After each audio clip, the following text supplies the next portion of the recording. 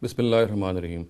A grave misconception which is found regarding Islamic punishments is the notion that the crime in Islamic punishments is proven through a particular methodology. And they say, our jurists say, that a crime can only be proven either with the admission or the acknowledgement of the criminal himself or through a certain number of witnesses who testify to the crime.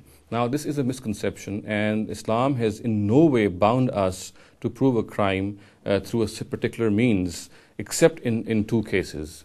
Except for those two cases which I'll presently discuss, Islam has not bound us in any way to prove a crime through a particular methodology.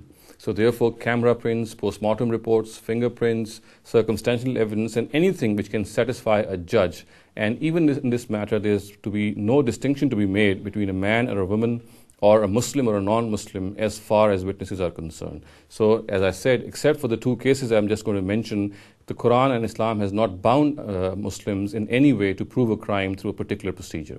Now, the first of these exceptions is that if a person accuses a chaste lady of fornication, which is called qazf, then the Quran says that 4 eyewitnesses must be produced for this crime, for the crime to register itself. Otherwise, proceedings will not even start in this case.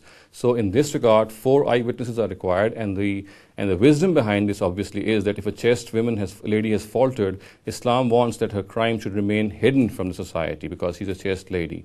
And the other exception in this regard is that in order to curb the prostitutes or prostitution in a country, then what the Quran says is that 4 witnesses can testify that a certain lady is a prostitute, then that would be enough incriminating evidence against that lady to indict her in a court. So this is the second exception, and the Quranic words used are وَاللَّاتِي يَأْتِينَ الْفَاحِشَةَ مِن نِّسَائِكُمْ فَاسْتَشْهِدُوا عَلَيْهِنَّ أَرْبَعَةً مِّنْكُمْ.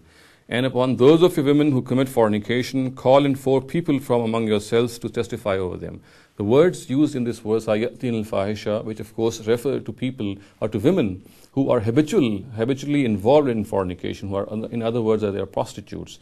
So this verse says that it is enough to indict a prostitute of her crime if 4 Muslim witnesses testify to her ill ways, and they testify that this lady is a prostitute. So this is the second exception which is given. Apart from these exceptions, as I said earlier, Islam or the Quran has not bound Muslim jurists or a Muslim judge in any manner to follow any particular procedure regarding proving a crime.